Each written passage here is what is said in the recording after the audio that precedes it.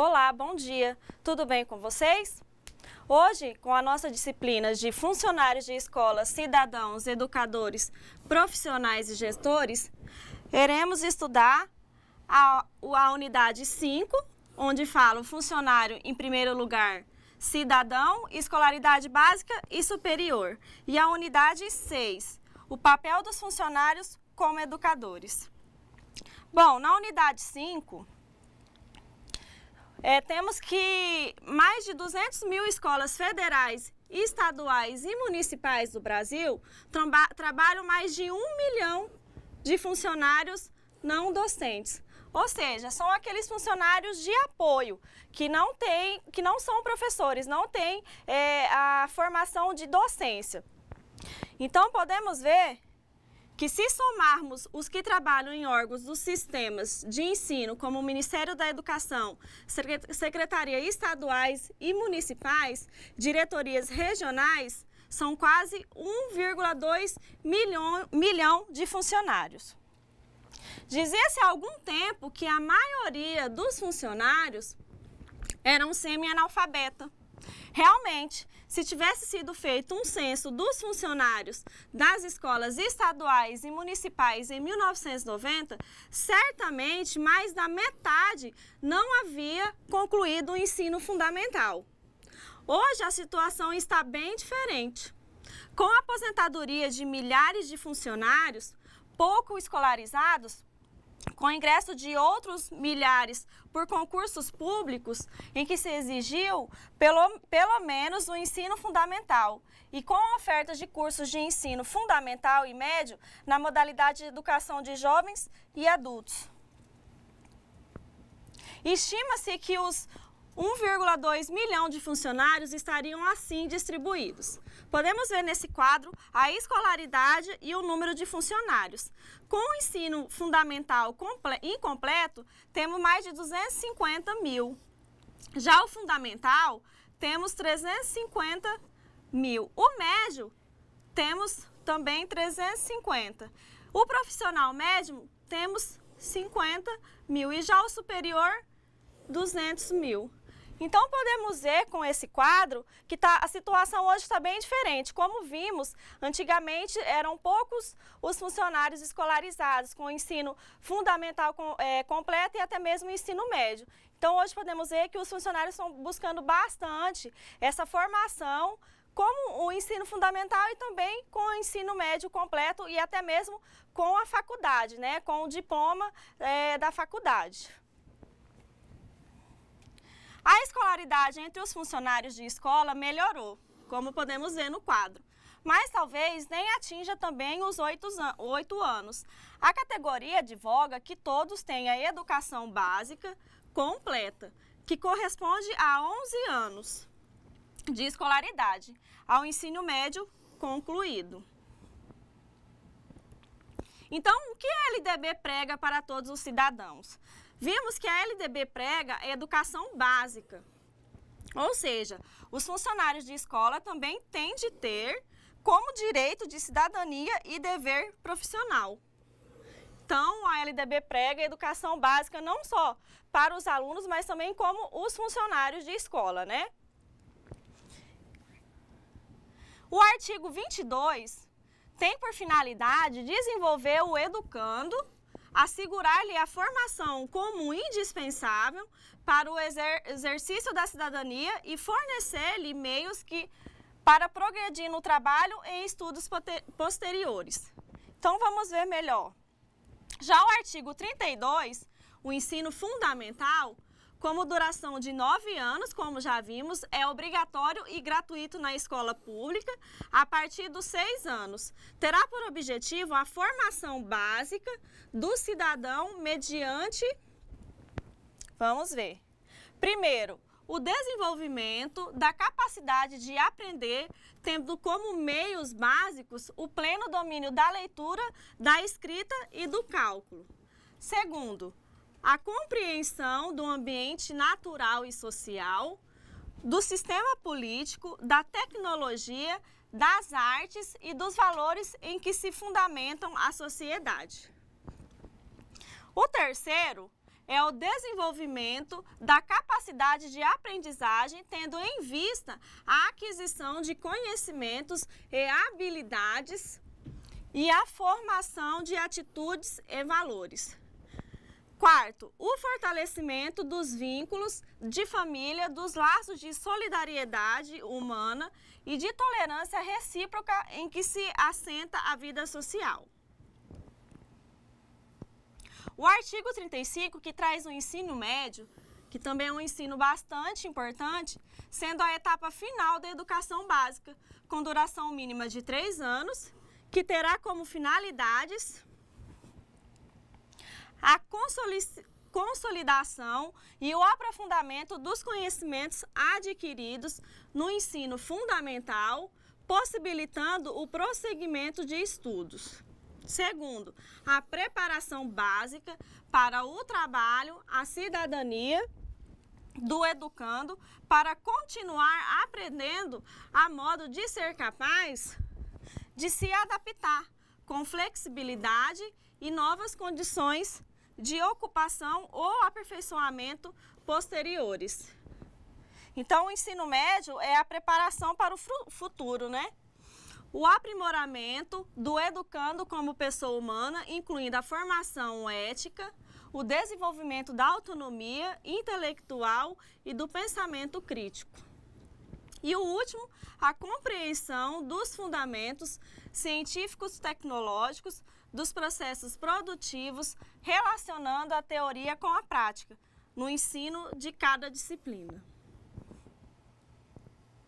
Então, podemos concluir que o ensino médio é uma necessidade como a luz elétrica, o telefone, a televisão, o computador e a internet, como podemos ver na nossa imagem. Então, o ensino médio é o pontapé inicial para a formação desse aluno, né? Ou seja, tanto para o aluno como para o funcionário. É a partir do ensino médio que você vai buscar um curso técnico, vai buscar uma graduação, uma formação maior, onde você possa estar trabalhando dentro do ensino médio o que você procura para a sua profissão, para a sua função dentro da escola. É necessário um ensino médio de qualidade para preparar adolescentes, jovens e adultos a fazer uso corretamente, com liberdade e responsabilidade, de todos esses instrumentos novos que a ciência e a tecnologia nos oferece cada vez mais sofisticadas. Bom, é como vimos, né, na nossa primeira disciplina sobre a tecnologia, como ela é importante para o nosso estudo. Então, podemos perceber que aqui no ensino médio, a gente precisa conhecer essas tecnologias para desenvolver melhor o nosso estudo, a nossa função. Lembramos, nos colégios dos jesuítas, tinha muita maior qualidade. Por quê? Maior qualidade do que as aulas rédeas. Por quê? Os primeiros contavam com um grupo de coadjutores com especialidades técnicas que completavam com educação integral o ensino que os padres davam nas salas de aula. Bom, então vimos que as aulas régias foram aulas onde qualquer pessoa poderia dar essas aulas, né? Vimos que escolhia lá uma pessoa que soubesse mais sobre aritmética, conhecimentos, a língua portuguesa, gramática, e dava aula. E já nos colégios do jesuíta, os coadjutores, os padres, eles tinham um melhor ensino, eles tinham estudo para isso. Então, eles sabiam certamente como fazer as suas funções. Então, eles tinham a prática, a especialidade, a técnica. Então, sendo assim, a qualidade dos colégios jesuítas era melhor do que o ensino por aulas régias, né? Podemos ver aqui uma imagem. Aqui são da escola na aula régias, onde a aula era dada em qualquer lugar, dentro de uma sacristia, de um quarto, de uma sala de algum aluno, e aqui é o colégio dos jesuítas. Podemos ver a qualidade também na formação, no projeto dessa escola, onde temos um melhor lugar, um melhor ambiente que foram dadas essas aulas. Para os atuais funcionários que ainda não concluíram o ensino médio, a primordial reivindicação nas escolas onde trabalham é viabilizar a matrícula na educação de jovens, ou seja, no EJA, né? Junto à Secretaria de Educação Estadual ou Municipal, de forma que no menor prazo possível possa ter em seu currículo a educação básica completa.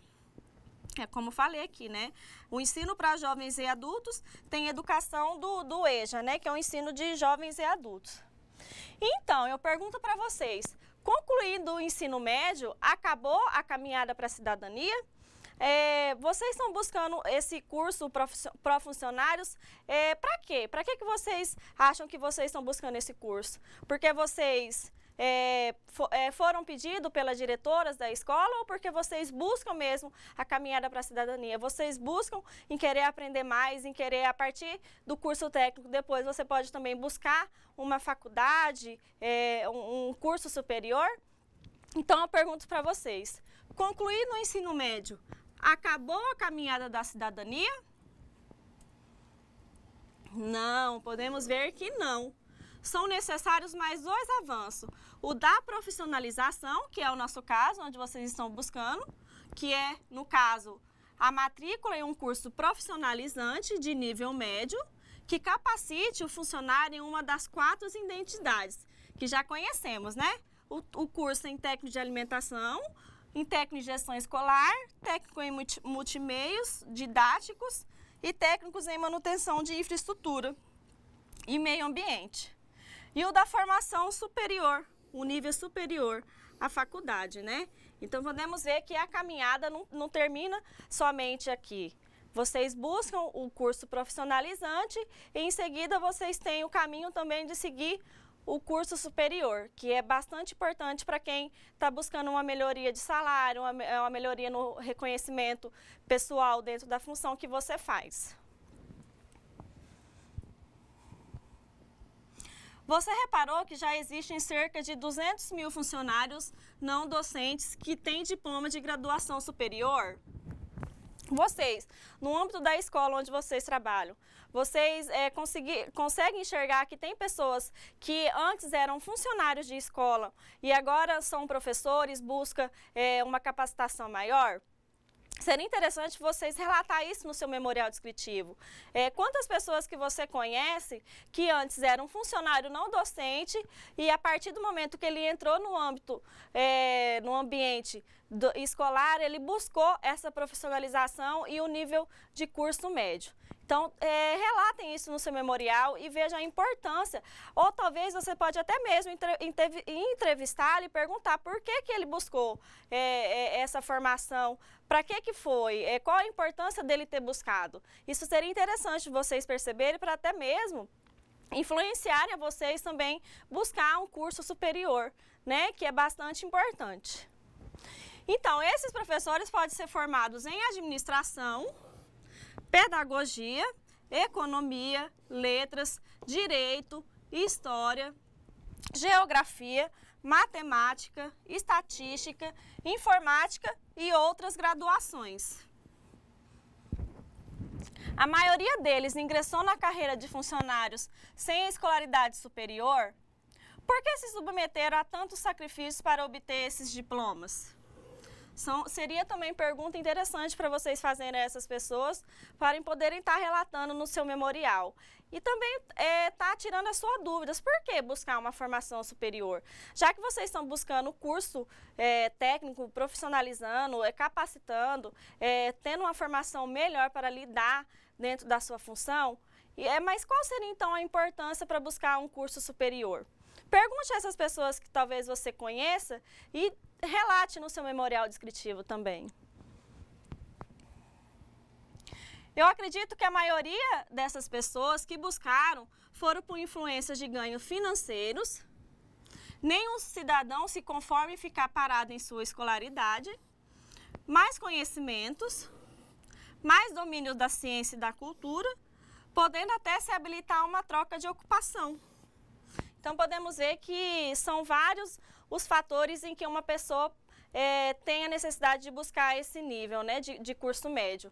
Às vezes é pelo ganho financeiro, esse daqui é muito importante também, destacar que nenhum cidadão se conforme em ficar parado em sua escolaridade e mais conhecimento, mais domínio da ciência e da cultura, podendo até se habilitar em uma troca de ocupação, uma troca de função. A merenda escolar se constitui em 2 alicerces do processo de aprendizagem. Nela estão contidos todos os subsídios nutricionais que possibilitam o melhor rendimento do aluno em sala de aula.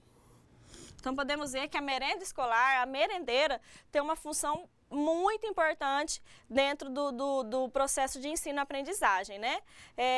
A partir como o aluno se alimenta dentro da escola, melhor será seu rendimento, né? Então, é importante as merendeiras fazerem uma alimentação saudável, conhecendo melhor o que ela está preparando, a forma de como preparar. Então, é bastante importante a formação da merendeira como técnica em alimentação escolar. No Programa Nacional de Alimentação Escolar, a merendeira desempenha papel fundamental e importância, não só como colaboradora para a melhoria da aprendizagem do aluno, mas também como agente condutora das técnicas adequadas para o preparo da merenda e das informações sobre os bons hábitos alimentares. Bom, então vimos que vocês desempenham um papel de grande importância, né? Talvez, como eu falei já, a maioria dos alunos, o primeiro contato que eles têm com a alimentação, com o alimento, é na escola. Então, vocês têm esse papel, essa importância de educar esses alunos, de informar eles os bons hábitos alimentares. É a partir daí que ele aprende e pode levar até a sua casa, até a sua família. Então, ele sendo educado na escola, ele vai ser educado na casa, ele vai poder passar isso para a sua família e também vai ser passar isso para a sua sociedade, né? Ser um bom cidadão obtendo os bons hábitos alimentares. Não temos dúvida que já existe uma demanda acumulada, não só de funcionários habilitados profissionalmente, como tais em nível médio, como portadores de certificados ou diplomas de ensino médio. É o suficiente para oferta de graduação ou licenciaturas em nível superior, tais como nutricionista escolar, engenheiro educacional, gestor escolar, comunicador em educação e em outros, de acordo com a evolução das propostas pedagógicas das escolas e dos sistemas de ensino. Bom, então, vocês que já têm essa prática, já têm esse conhecimento dentro do ambiente de uma cozinha, seria bem mais fácil para vocês buscar essa graduação como nutricionista. Vocês têm a prática, então vocês iriam ver a teoria. Então, seria importante para vocês, quem sabe vocês não poderiam estar buscando, até para melhorar o salário de vocês, como já falei, ter um reconhecimento social maior e trocar de ocupação, como falamos também.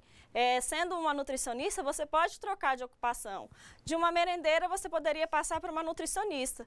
Então, seria bastante interessante, né, para uma pessoa que busca esse nível médio, esse nível superior, e para melhorar mais a sua função dentro, né, do ambiente escolar.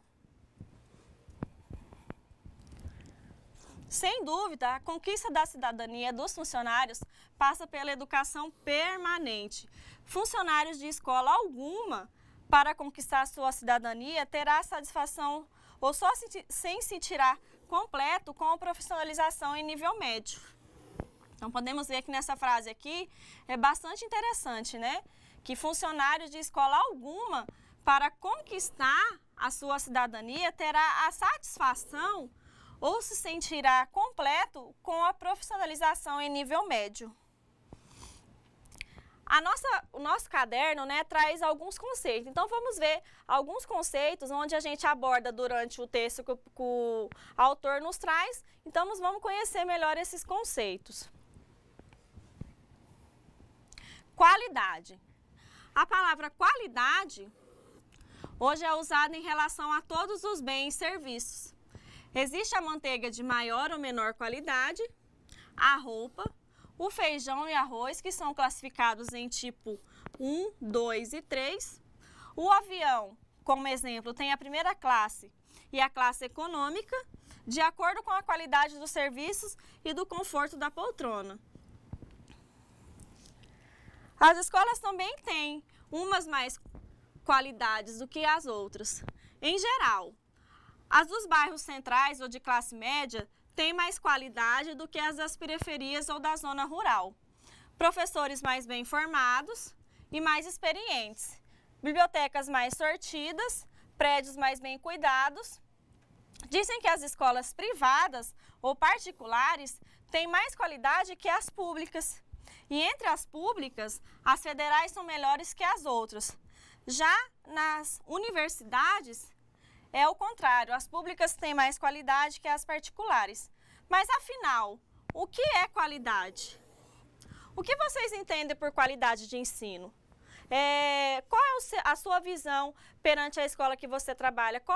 Ela tem qualidade? O que vocês vê como qualidade e o que vocês podem fazer para melhorar a qualidade da escola onde vocês trabalham? Seria interessante também que vocês relatassem isso no seu memorial descritivo, influenciando o que é qualidade de ensino para vocês.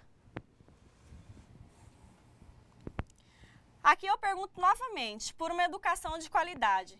O que seria qualidade na educação escolar? O que seria a qualidade do ensino?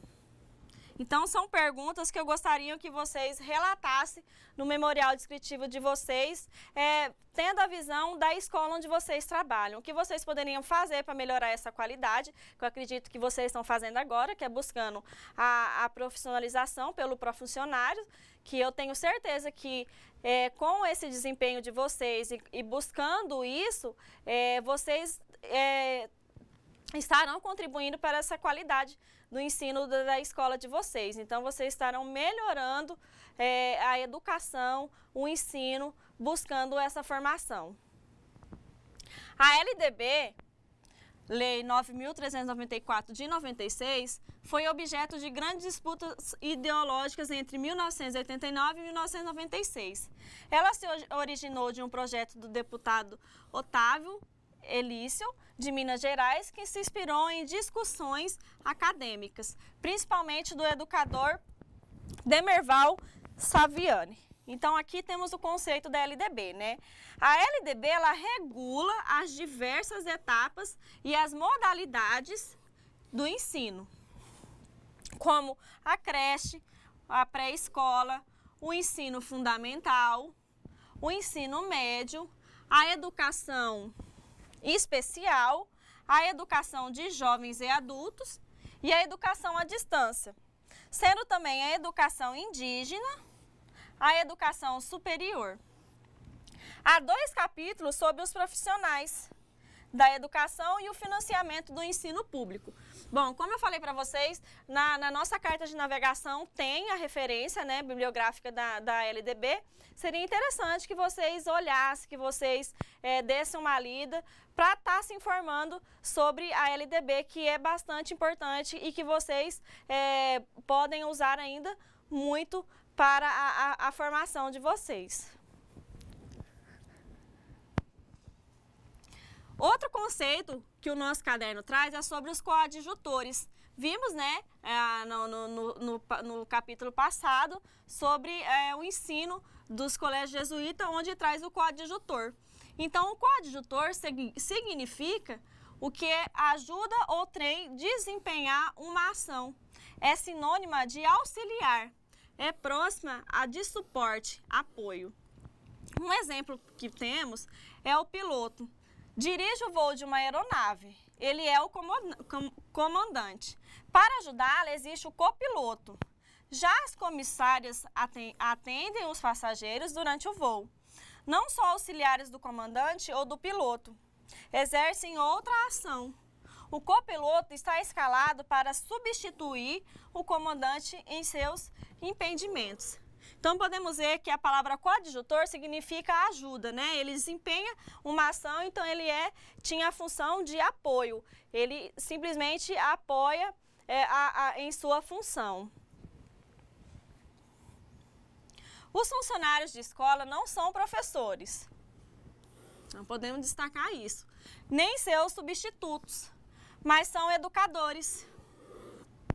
Tem outras funções para as quais os professores não estão preparados. Podem, eventualmente, ocupar o lugar de uma professora, cuidando de uma sala de aula por alguns minutos, desde que lhes passe o que fazer. Como uma professora pode também, eventualmente, executar uma tarefa específica de um funcionário. A grande diferença entre a educação elitista dos jesuítas e das aulas régias é a democrática de hoje, que os funcionários não são subalternos aos professores, mas iguais, por serem educadores e diferentes em razão das funções especializadas que exercem. Então, podemos ver que o funcionário ele pode exercer um papel no professor perante o que diga a eles como exercer, né? Pode ficar numa sala por algum tempo, desde que sejam falado para eles o que exercer. Assim como o professor pode fazer a função de um educador não docente, de um funcionário, desde que também seja passado a tarefa a seguir por eles. Só que a gente tem que relatar, enfatizar nisso, que os funcionários não são subalternos aos professores, eles são iguais. Tanto como os dois são educadores, tanto em funções diferentes. O professor numa sala de aula, passando conteúdos, e os funcionários em seu posto, em sua função, como a merendeira, educando no seu ambiente de alimentação, da cantina, do refeitório escolar. Então, sendo assim, temos que enfatizar que não há diferença entre um e outro em relação a funções em que os dois exerçam. Outro conceito que vimos é sobre o salário e o assalariado. Os primeiros professores assalariados na história do Brasil foram das aulas régias, como vimos, né? Depois da expulsão dos jesuítas, mas naquele tempo, aos poucos funcionários eram escravos e escravas. Funcionários assalariados só passaram a existir no tempo do Império, quando a corte e as províncias instituíram grandes escolas, que precisavam de alguns auxiliares, como escriturários, bedéis e os inspetores de alunos. Então, já no século XX, começaram a ser admitidos milhares de funcionários e funcionárias por práticas clientelísticas ou meritocráticas. No primeiro caso, por indicação política de autoridades estaduais e municipais, e no segundo, por meio de concursos públicos. Os funcionários foram enquadrados em carreiras gerais dos servidores públicos e, em alguns estados e municípios, na carreira unificada dos profissionais da educação.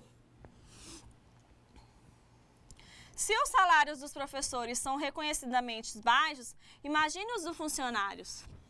O movimento de sindicalização e de profissionalização são mecanismos políticos e sociais de afirmação da categoria e da valorização salarial dos funcionários.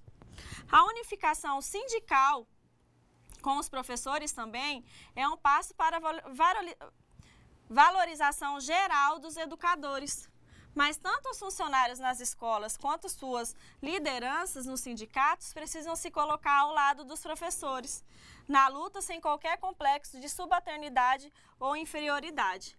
Bom, é como vimos, né, sobre a unificação, onde teve essa união dos professores com os funcionários para reivindicar melhores salários, né? O piso salarial. Então, é bastante importante essa unificação, como vimos nas aulas anteriores.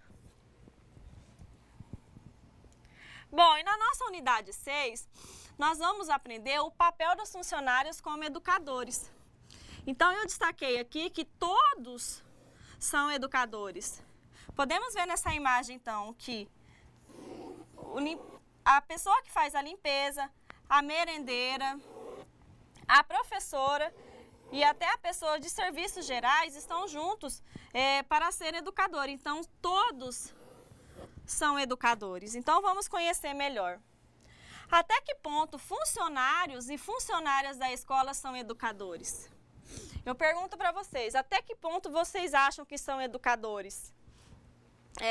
São perguntas que estamos buscando resposta com esse curso, né, com o curso do profissionário. Acredito que vocês estão tendo essa resposta de educadores a partir do momento em que vocês estão aprendendo nesse curso o que é o educador, né? Qual a sua função de educador dentro da escola. Em primeiro lugar, são educadores porque são membros da sociedade humana, que é essencialmente educadora. Reforçam esse papel, em muitos casos, por serem pais, mães, a quem compete educar os filhos, coordenar a missão educativa da família. Então, vocês são educadores por fazerem parte desse membro escolar. Então, vocês têm que se posicionar como educadores, vocês têm que conscientizar que são educadores e que vocês têm esse papel dentro da função de vocês. Então, é importante, gostaria também que vocês relatassem no memorial descritivo por que vocês se consideram educadores. Qual é a sua opinião perante a você ser um educador dentro da merenda escolar, dentro da alimentação escolar. Então, relatem também isso no seu memorial descritivo. As crianças, quando chegam à escola, chamam professoras, porteiras, merendeiras e serventes de tias, não é verdade? Muitas de vocês devem escutar isso, né, durante o trabalho de vocês. Elas não fazem distinção entre docentes e não docentes. Para elas, todas e todos são adultos, responsáveis por seu cuidado, educação e até correção. Já no mundo oficial, a burocracia faz essa distinção. O professor é educador e os outros são seus auxiliares, seu apoio e seu suporte. É como se participassem em menor escala e com menor responsabilidade da missão educativa do professor. Mas é preciso mudar essa concepção. Não podemos pensar dessa maneira, onde vocês são apenas apoio, não fazem parte do processo educativo. Não, vocês fazem parte do processo educativo. Vocês estão ali dentro, tendo o tempo todo contato com esses alunos, então vocês têm a função de educar, vocês têm a função de estar apoiando esse aluno, está ajudando e está até mesmo, como o autor falou, na correção desses alunos, né? Então, vocês têm sim a função educativa dentro da escola. Precisamos mudar essa concepção. Realmente precisamos mudar. Professores, funcionários, assim como os diretores, os coordenadores, são e devem ser todos educadores, como função distintas. Aos professores compete o papel de garantir a aprendizagem dos alunos por meio das atividades de ensino. E vocês, as merendeiras, têm a função de trazer a educação alimentar. Então, o seu papel dentro da escola é a educação alimentar. É claro que essa nova concepção não se efetiva da noite para o dia, mas é necessário que firmemos uma posição clara e definitiva.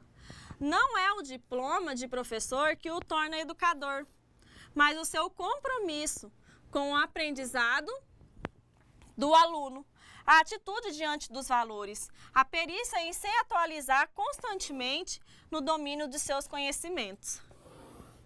Bom, então podemos destacar que não é o diploma que faz o professor, lógico que é importante, né, você ter um diploma, mas o que tem que destacar é como esse professor busca o seu conhecimento e como ele passa o seu conhecimento. Não é apenas ele ter um diploma e dar uma aula normal, não.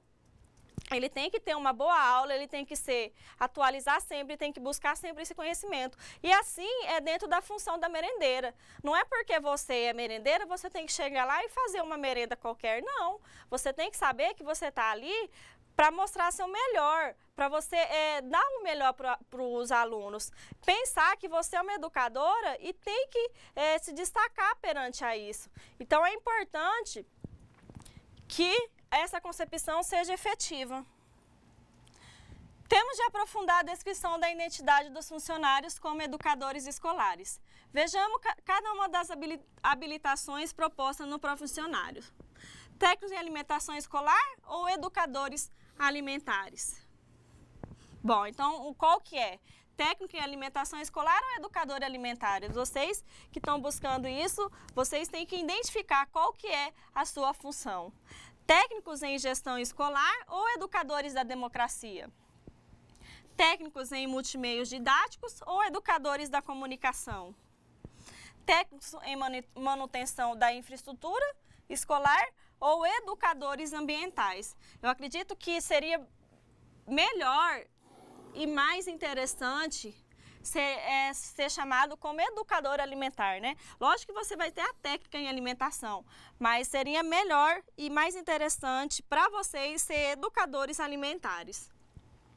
Assim como não existe o professor abstrato, mas professores concretos de alfabetização, geografia, inglês, do EJA, não existe o funcionário abstrato, mas os funcionários concretos. A merendeira, o secretário, o auxiliar de biblioteca, o zelador, cujo perfil estamos empenhados em mudar. Então, você é um funcionário concreto e não um funcionário abstrato. O funcionário precisa reunir, no mínimo, 3 conjuntos de competências.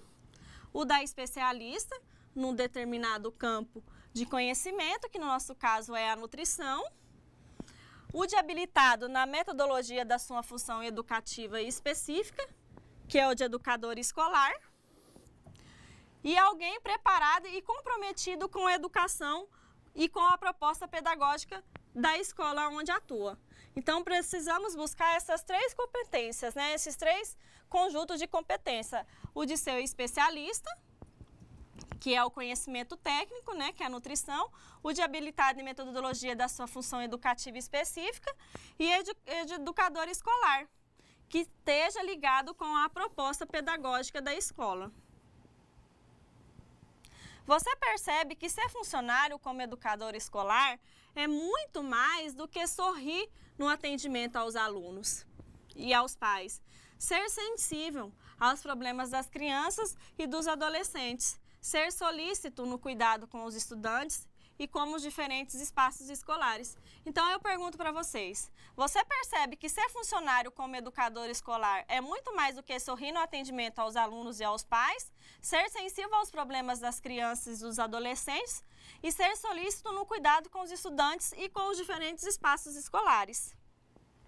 Ser educador escolar, tanto como professor como funcionário, implica competências mais complexas, exatamente as que estamos tentando desenvolver com esse curso e que certamente você precisará aperfeiçoar em sua escola, em sua vida e educação brasileira evoluir como desejamos. Você irá discutir e aprofundar no futuro curso superior, de graduação ou pós-graduação. Vamos ver agora mais alguns conceitos que o nosso caderno traz. Financiamento da educação. Se em sua cidade existem escolas particulares que cobram mensalidades bem diferentes, uma de 100 e outra de 400, por exemplo, você deve ter reparado que nas mais baratas os professores têm salários menores que nas mais caras.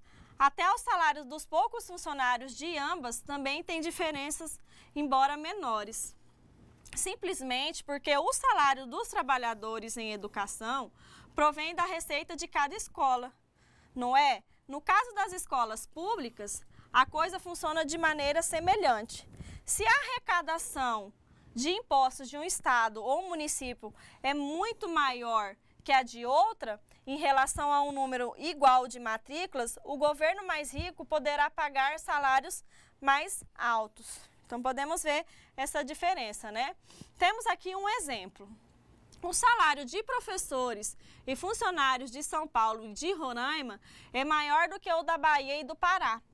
As finanças podem ser comparadas porque o artigo 212 da Constituição Federal diz que 25% dos impostos compreendidos às transferências devem ser gastos com a manutenção e o desenvolvimento do ensino.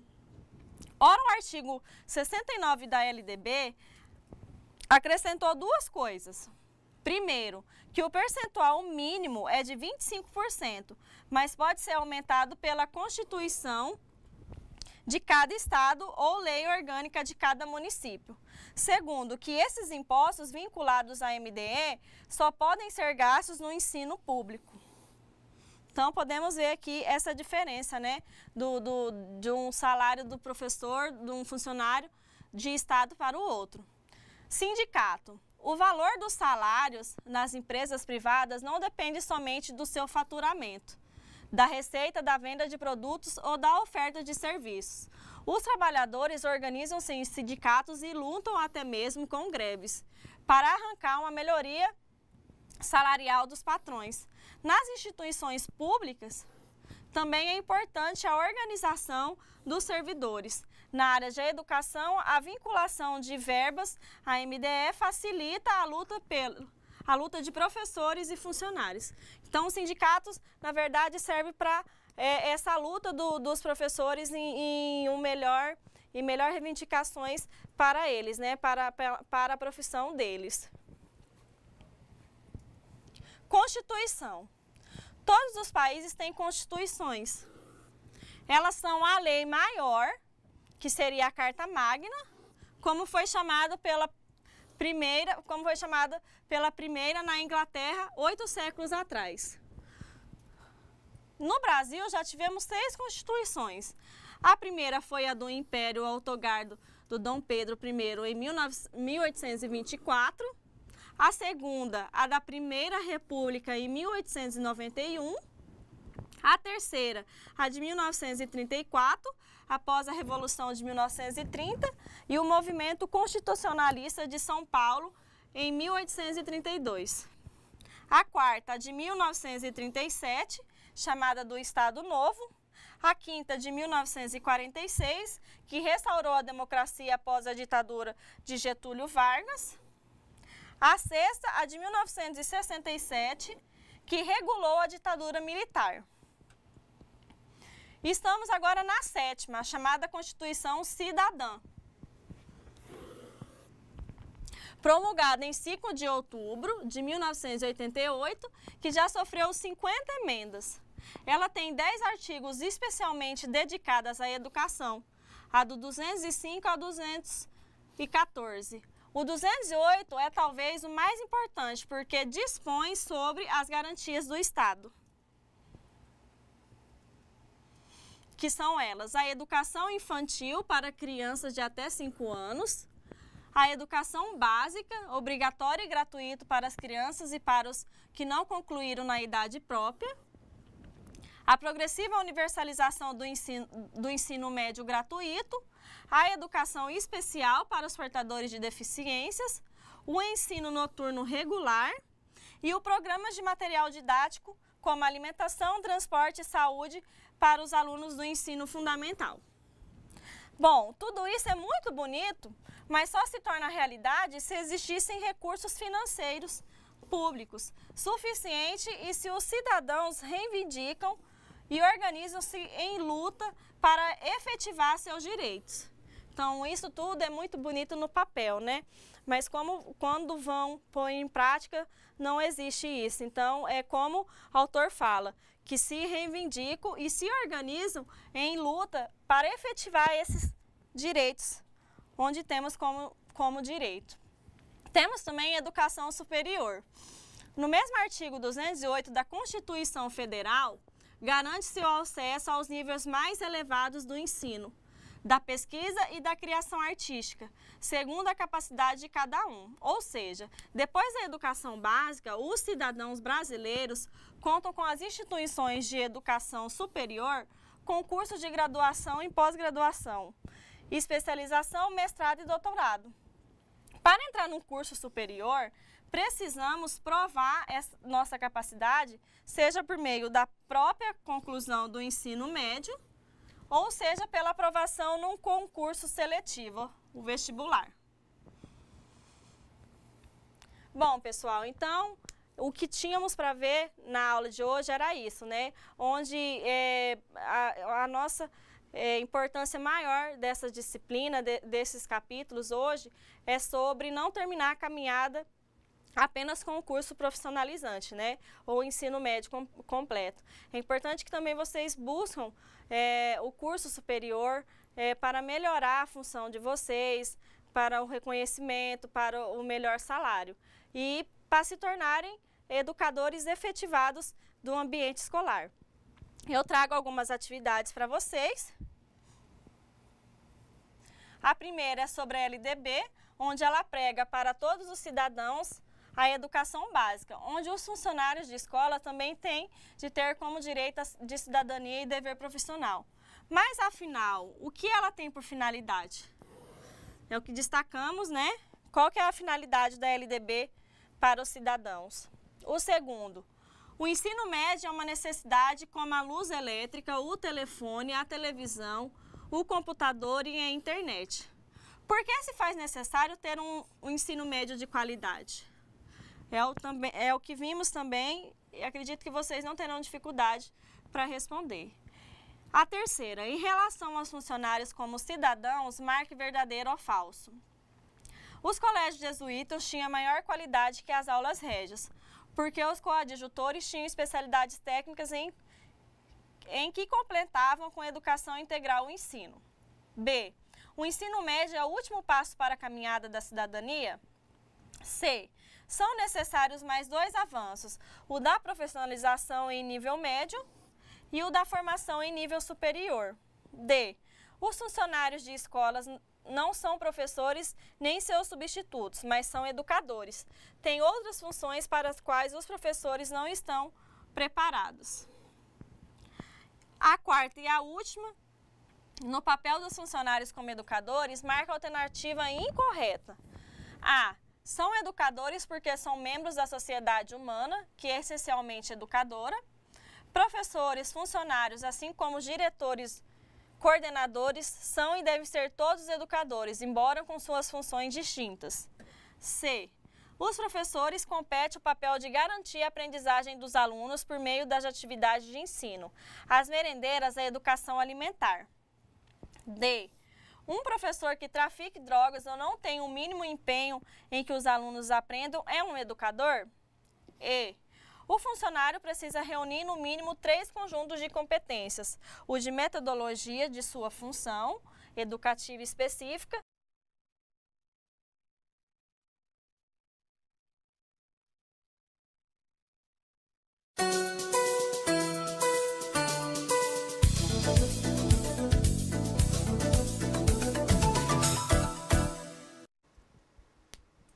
Bom, pessoal, eu quero agradecer a participação das tutoras, principalmente da Kelly de Nova Brasilândia, da Laucione de Buritis, da Maria Luísa, da Valéria, da Fabiana de Ouro Preto do Oeste e da Creuza. E eu quero mandar um abraço especial ao polo da Kelly, da Lauciane e da Fabiana, onde elas elogiaram a minha aula e falaram que os alunos estão aprendendo bastante em relação a essa disciplina. Então, eu agradeço e acredito que a partir das próximas aulas, aqueles que estão ainda com alguma dificuldade em que as atividades estão fáceis ou a dinâmica da aula não está muito boa, pretendo melhorar conforme as aulas vão passando.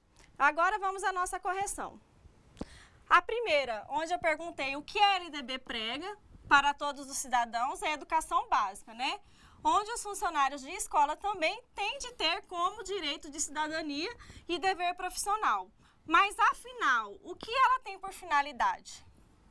Vimos que ela tem por finalidade a educação básica, que a finalidade dela é desenvolver o educando, assegurar-lhe a formação comum indispensável para o exercício da cidadania e fornecer-lhe meios para progredir no trabalho e em estudos posteriores. Então, a LDB não prega somente o ensino básico para os alunos, e sim para os funcionários, onde eles estão buscando, com a educação básica, né, buscando a profissionalização e o curso superior, onde vocês podem também estar relatando isso no seu memorial. A segunda, o ensino médio é uma necessidade como a luz elétrica, o telefone, a televisão, o computador e a internet. Por que se faz necessário ter um ensino médio de qualidade?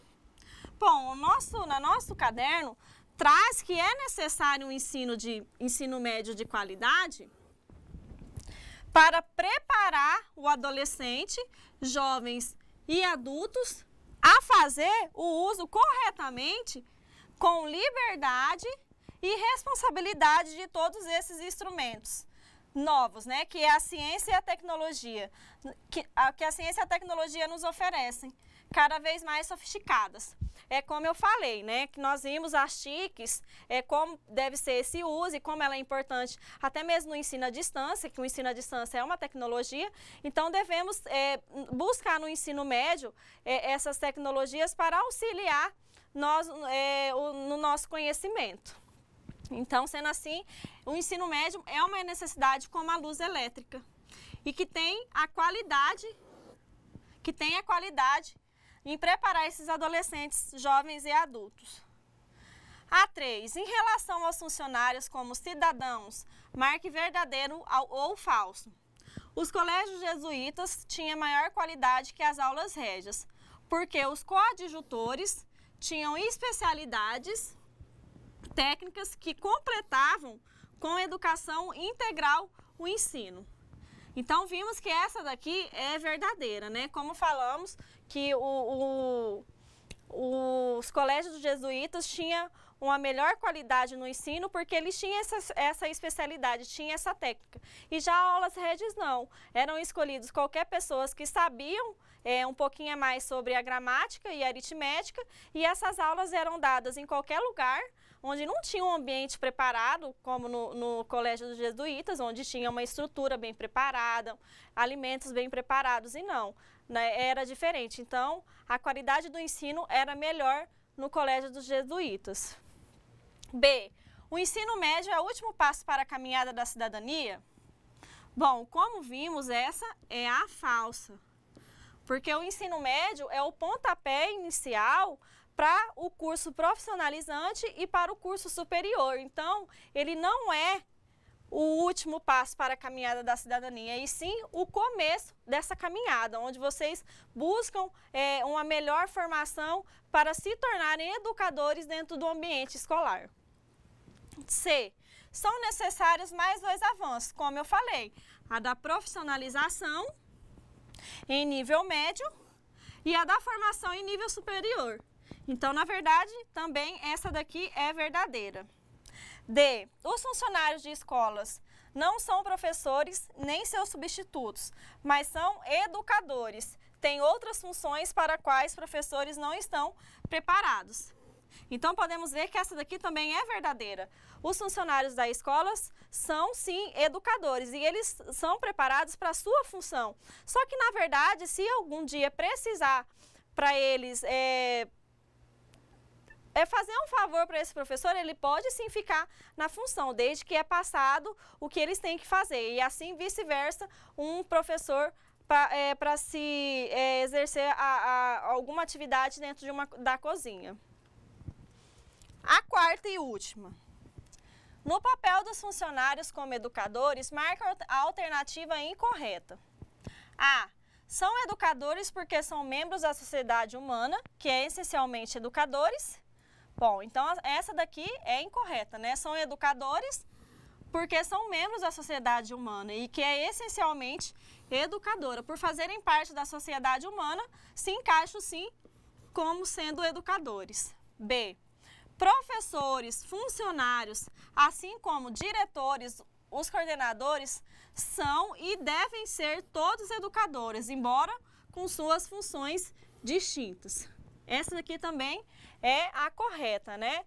Eles são todos educadores em suas funções distintas. C. Compete aos professores o papel de garantir a aprendizagem dos alunos por meio das atividades de ensino e as merendeiras a educação alimentar. Então, essa também seria a correta, né? As merendeiras exercem a função educadora alimentar. Um professor que trafique drogas ou não tenha o mínimo empenho em que os alunos aprendam é um educador?